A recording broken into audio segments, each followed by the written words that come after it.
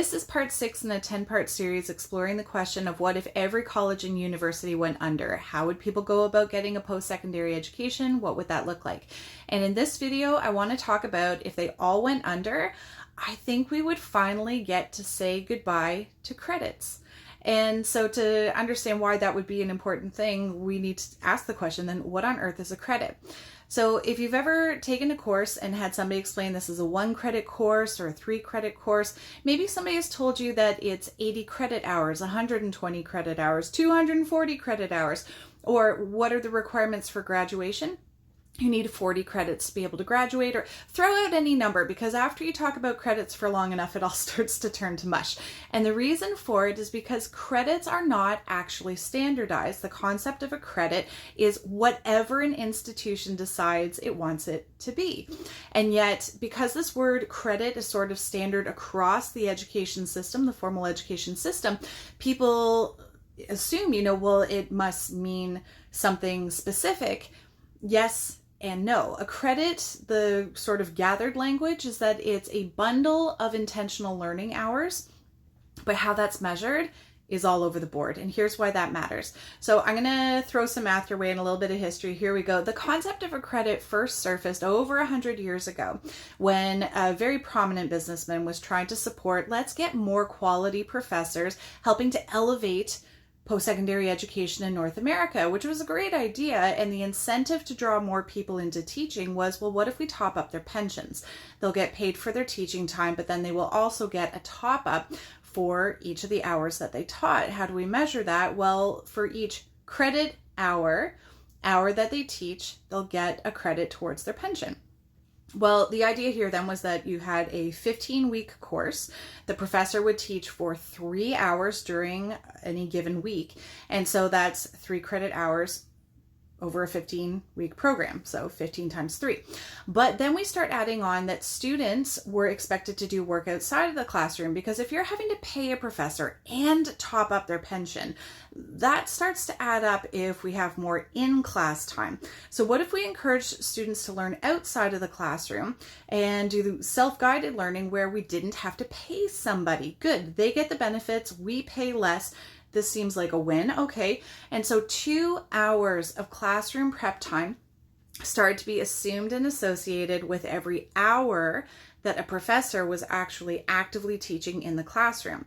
So we are now looking at not just 3 hours per week, but now 9 hours, 3 instructor hours, and an additional 6 hours of student prep time, reading textbooks, doing assignments, doing research, writing reports, all those good things.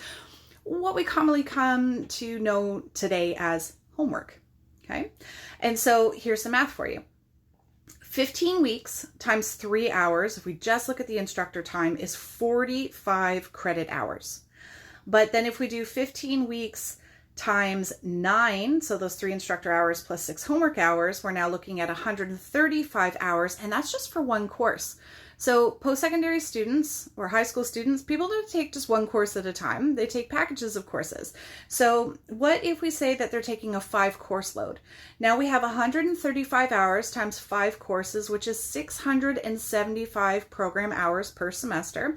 And that's a semester. So a school year, what does that mean? We're now saying with 2 semesters, that's 1,350 program hours per school year, which isn't actually a year. That's all crammed into 8 months at the post-secondary level. Pause, think, compare. Let's take a look at, well, okay, how bad is that? Is that good? Is that bad? Well, to compare it to a full-time job, an 8-hour work shift, 5 days a week, times 15 weeks would be 600 hours. For a student, it's 675 hours. So a full-time job takes less time than to be a full-time student. And this doesn't take into consideration, if we're using up so much of a student's time, that they need time with family, that they need time with friends, that they need time for self-care, that they need time for rest. So this is problematic. And it gets extra problematic when we start looking at what happens with the concept of credits when you're in a sciences program, because sciences frequently have labs associated with them. So let's do the calculation for our sciences students.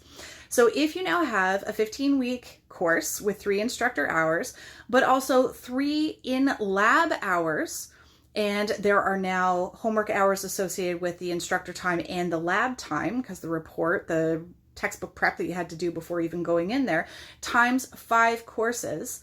You are now looking at 1,125 hours times 2 semesters is 2,250 program hours. So somebody who's in a non-sciences program may put in 1,350 hours in their school year, and a sciences student could put in 2,250. That's a small difference. So I think this is so important for us to talk about, because there are so many students out there that have this sense of, I'm struggling, I'm sinking, I'm being crushed, and they look at other students, they go, they seem to be doing okay. And then there's the assumption that, well, I'm the one who can't hack it, there's something wrong with me. And no, oh my goodness, no, this is more system related than anything else, not the student. And by the time we take into consideration, not everybody reads at the same pace, not everybody writes or types at the same pace, not everybody forms or mentally crafts a report or an essay at the same pace, then good grief, credits do not take into consideration the actual amount of time that a student has spent engaged and intentionally attempting to learn. And what's absolute madness about all of this is that so much of how these students are learning then is being shaped by the concept of money and how much an instructor is paid. Okay, well, hold on. What if this whole system collapsed and disappeared, and we actually started looking at engaged learning time? Whatever it was that you were doing, however long you were doing it for, however that fit into your life. We put your life first, your needs, your family, your health, your rest, and then said the time that you have available, you've engaged in intentional and engaged purposeful learning. That's valuable. However many hours that is, let's give you credit, a different use of the word, let's give you credit for that. And so I think there's other ways that we can measure that valuable learning other than saying and issuing, hey, you've got 1 credit, 2 credits, completed 240 credit hours, whatever the heck all that means. We can just start celebrating. You put in intentional time, and now look what you know. Look what you can do, and start making use of those valuable things that the people bring to the table now. So there's some food for thought in there, and I just want to make sure that you know this is an ongoing series, and there's other ones before this. So you can see these videos on TikTok, you can see them on YouTube, and make sure that you follow me so that you are able to see me at the next one. So thanks so much for watching this one, and I'll catch you later. Bye.